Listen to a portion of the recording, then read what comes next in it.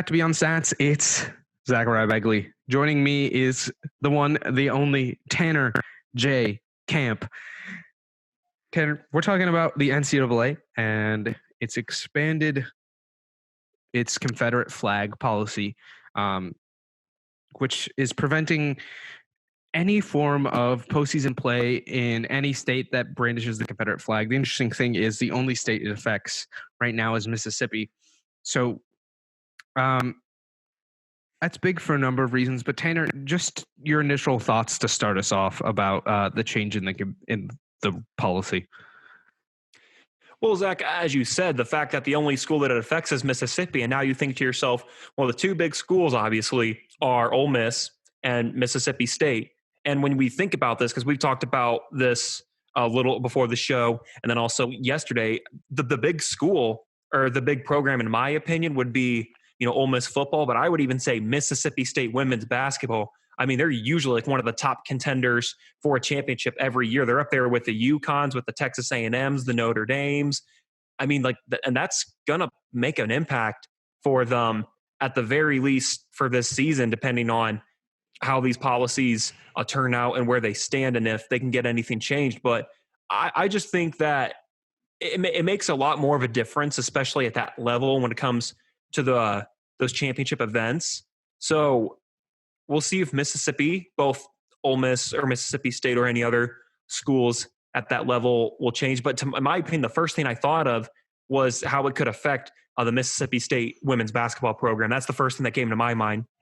So based on how the rule was written before, this doesn't change anything for college basketball or men's basketball because the rule has been around for a while that places where the NCAA predetermined championship places, if the state brandished the Confederate flag in some way within their state flag, they weren't allowed to have a championship there. So men's basketball is predetermined, so no championships, and college football.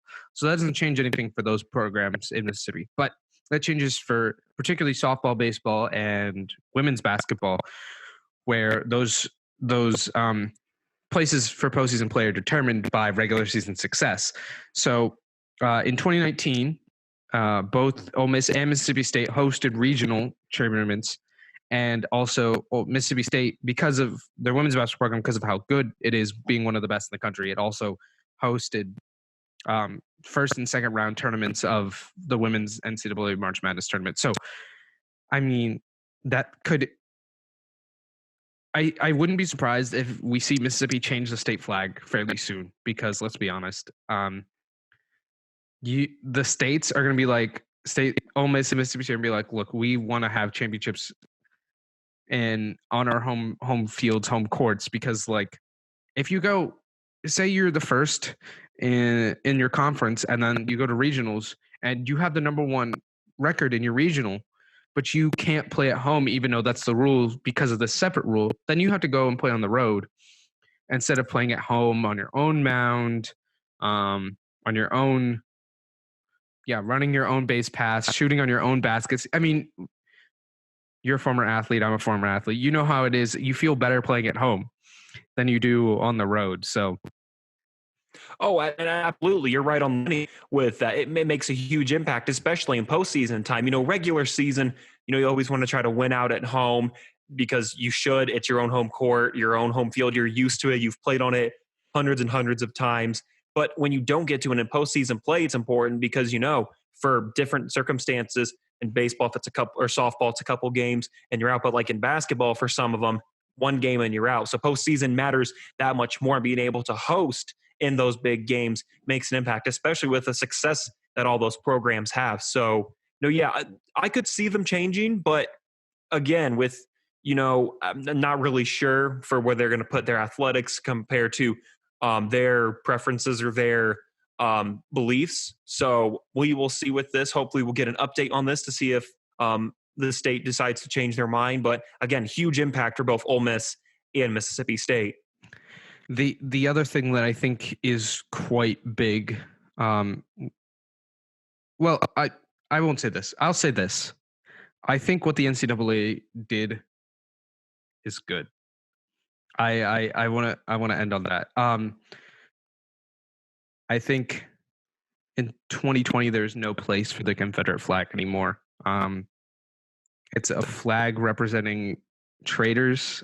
Just to go on fact alone, it's a flag representing a group of people who seceded from the United States in a form of traitors, in a form of being traitors. And I think the flag shouldn't be represented in, let alone personally, I don't think it should be represented, especially as a governmental organization in any way, like Mississippi does with it part of their flag. Obviously, it's not the full flag, but a part of the flag. Like I just like getting away from whether someone should do it personally. I don't think it should be flown by any government at any level in the United States for sure.